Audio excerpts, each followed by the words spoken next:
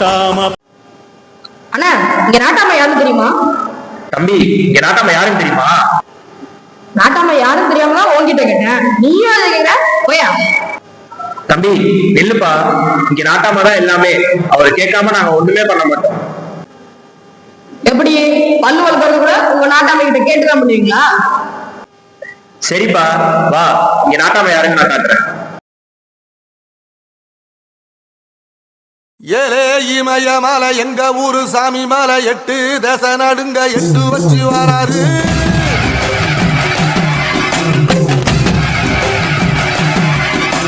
திரிசூல மிச வச்சு பொரிய ஒட்டு வச்சு கரிகால சோழம் போல கால் நடந்து வராரு. என்றது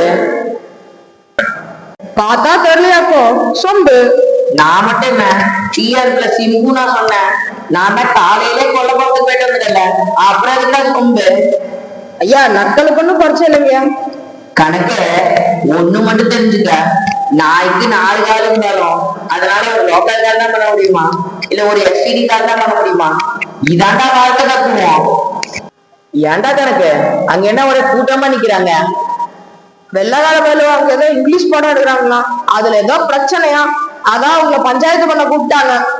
அதுக்கு நீ என்னடா சொன்ன? ஐயாவுக்கு இங்கிலீஷ் எல்லாம் தெரியாது, தமிழ் தான் தெரியும், அதான் பஞ்சாயத்து பண்ண வரமாட்டாருன்னு சொல்லி போட்டுனுங்க.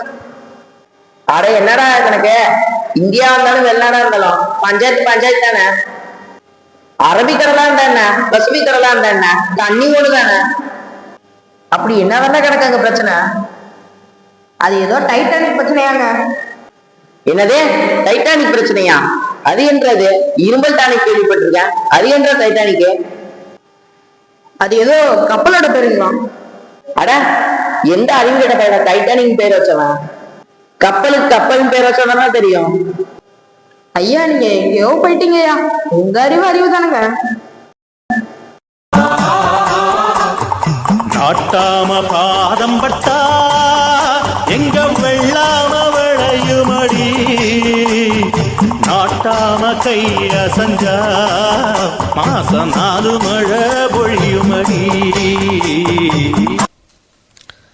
நாட்டாம உங்க பாதம் பட்டா வெள்ளாம நல்லா விளையும்னா அப்போதைக்கு யூரியா மருந்துலாம் உங்க காலையை வெட்டி எல்லா வேலைக்கும் போட்டுடலாம்ல. தேவையில்லாம பேசாத, எட்டி மிதிச்சு போடுவேன், போடாங்கிட்ட. என்ற கணக்கு ஊர்ல மக்கள்லாம் சந்தோஷமா இருக்கிறாங்களா? எல்லாரும் நல்லாதானுங்க இருக்காங்க. சரி, என்ற அழகான மூஞ்ச பாக்குறதுக்கு என் மூஞ்சி நல்லா பளிச்சுன்னு தெரியுற மாதிரி ஒரு கண்ணாடி வாங்கிட்டு வாடா. என்ன அது ஐயா சொல்ற மாதிரி பார்த்தா எல்லா கண்ணாடியும் நம்ம மூஞ்சி தான் தெரியுது, ஐயா மூஞ்சி தர்ற மாதிரி கண்ணாடியே இல்லையே. கணக்க கண்ணாடி எங்க? ஐயா கண்ணாடி போய் தேடி பார்த்தானுங்க, எல்லா கண்ணாடிலையும் என்ற மூஞ்சி தானுங்க தெரியுது, உங்க மூஞ்சி தர்ற மாதிரி கண்ணாடியே இல்லைங்க. ஆடா அறிவு கெட்ட கணக்கு. சரி வீடு, உடம்பு சரியில்லாம இருந்தானே நம்ம குப்புசாமி, அவன் இப்ப எப்படி இருக்கிறான்? ஐயா எலி பேஸ்ட சாப்பிட்டு போட்டு உடம்புக்கு ரொம்ப முடியாம இருக்கிறானுங்க. என்ற அந்த பைத்தியக்காரன் எலி பேஸ்ட் சாப்பிட்டான். ஐயா 2 நாளா வயிற்றுல எலி கடமுடன்னு ஓடுதுன்னு சொன்னான், நான் தான் எலி பேஸ்ட் சாப்பிட்றா எலி செத்து போயிடுன்னு சொன்னேன். ஆடா அறிவு கெட்ட கணக்கு, மூளை இருக்கா உனக்கு? எலி ஓடுனா எலி மருந்தா சாப்பிட சொல்லுவ? சரியான ஆளை பார்த்து எலிய தானே பிடிச்சிருக்கணும். என்ன இருந்தாலும் உங்க அறிவுதானுங்க. ஐயா யாரா இவன், ஏன் இப்படி ஓடி வரான்? எலி மருந்து சாப்பிட்ட நம்ம குப்புசாமி ரொம்ப ஆபத்தான நிலையில இருக்கான். நம்ம ஊரு கட்டுப்பாட்டை மீறி டவுன் ஆஸ்பத்திரிக்கு போனானே அவன் தானே இவன்? அது என்னவோ உண்மைதானுங்க ஐயா, ஆனா டவுனுக்கார பையன் யாரும் துறையான் நம்ம ஊர் மேல பிராது கொடுத்துருக்கான். நம்ம ஊர் மேலேயே பிராதா? யாரா அந்த துறை? அதான்யா நம்ம ஊர்ல சின்ன வயசுல ஓடி போனானே அந்த தங்க துறையா இருக்கும். இல்லையா, அது ஏதோ சுகாதாரத்துறையாம். என்ற துறையா இருந்தா எனக்கு என்னடா? என்ற அந்த பேது. ஐயா, நம்ம ஊர்ல தண்ணி சுத்தமில்லாம இருக்குதாம். மக்கள் கண்ட இடத்துல எச்சு துப்புறாங்களாம். கழிவுறை வசதி இல்லாம இருக்குதாம். உரல், ஆட்டுக்கல்லு இதுல எல்லாம் தண்ணீர் தேங்கி வைத்திருக்கிறதால கொசு அதிகமாகி காலரா, டெங்கு போன்ற இன்னும் பேர் தெரியாத நோய் நிறைய வருதாம். நிப்பாற்றா, என் பாட்டம் பூட்டங்காலத்துல இருந்து இந்த தண்ணியை தான் குடிச்சிட்டு வரோம். அப்ப வராத நோய் இப்ப வருதா?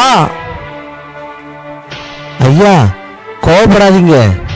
ஐயோ, ஐயாவோட குழந்தை வந்துருச்சே. சுட்டுப்பட்டு 18 பட்டி மட்டும் இல்ல, யாரா இருந்தாலும் எந்த துறையா இருந்தாலும் கூப்பிட்டு விடுறாங்க நம்ம பஞ்சாயத்துக்கு.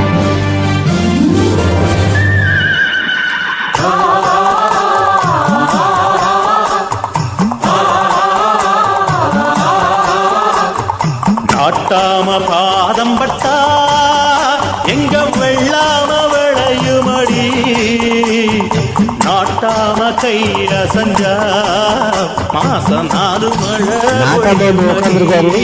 வீட்டை தொடக்கி மேல கட்டிருக்க, அது அக்கல் இல்லடா. என்றா எருமை, அவனே துண்டுதான் கட்டி இருக்கிறான்.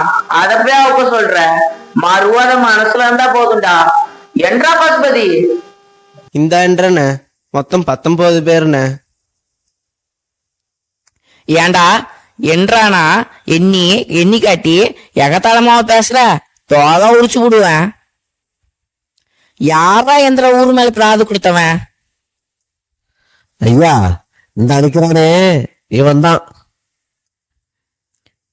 எவ்வளவு தைரியம் இருந்தா என்ற ஊர் மேல பிராது கொடுப்ப? ஐயா, நான் சொல்றேன், குப்புசாமி உடம்பு சரியில்லாத போனதுக்கு எலி மருந்து சாப்பிட்டது மட்டும் காரணம் இல்லை. சுத்தமில்லாத தண்ணி, ஆரோக்கியம் இல்லாத உணவு, சுகாதாரமற்ற பழக்க வழக்கம் இதெல்லாம் முக்கிய காரணம். என்றா சொல்ற? இதுக்கெல்லாம் சாட்சி இருக்குதா? ஐயா, நான் பார்த்தேனுங்க. யாரா நீ? ஐயா, நம்ம ஊரு டானாக்காரன். ஆ, செல்லாது. தாத்தா, நான் பார்த்தேன். என்றாகன்னு பார்த்த? நம்ம ஊர்ல கண்ட இடத்துல எச்சு துப்புறாங்க. சுத்தம் இல்லாத தண்ணிய குடிக்கிறாங்க. எனக்கே 2 நாள் உடம்பு சரியில்ல. இதெல்லாம் தப்புன்னு யாருக்குன்னு உனக்கு சொல்லி கொடுத்தா? ஏஆர் பள்ளிக்கூடத்துல தெளிவா சொல்லி கொடுத்தாங்க. ஐயா, அவன் சின்ன பையன், அவனுக்கு என்ன தெரியும்? நிப்பாற்றா, அது யாரா? அது மாதா, பிதா, குரு, அப்பனுக்கும் ஆத்தாக்கு அப்புறம் இதுதானே எல்லாமே. அவங்களே சொல்லிருக்காங்க, சரியாதான் இருக்கும். ஐயா, நான் என்ன சொல்றேன்னா, அண்ணனா இருந்தாலும் தம்பியா இருந்தாலும் சொந்தமா இருந்தாலும் பந்தமா இருந்தாலும் நீதிக்கு முன்னாடி எல்லாரும் சமந்தான். சின்னவனோ பெரியவனோ உண்மையா சொன்னா ஏத்துக்கணும். 18 பட்டி மக்களும் சுகாதாரமான பழக்க வழக்கத்தை தான் கடைபிடிக்கணும். அப்படி மீறி செஞ்சீங்கன்னா அவங்கள இந்த நாட்டை விட்டே தள்ளி வைக்கிறேன். நாட்டாம தீர்ப்ப மாத்தி சொல்லு. எங்க நீ கொஞ்சம் எழுந்து நில்லு. சுகாதாரமற்ற பழக்க வழக்கம் மனிதனுக்கு போவாம கொடுத்த தீர்ப்ப மாத்தாதவன் தான்டா அந்த நாட்டாம. நீதிடா, நேர்மடா, நியாயம். ஏ பஞ்சாயத்தில் தர்மனடி, பஞ்சம் வந்தா கண்ணனடி, பரம்பரையா பறக்குதடி இவங்க கொடி.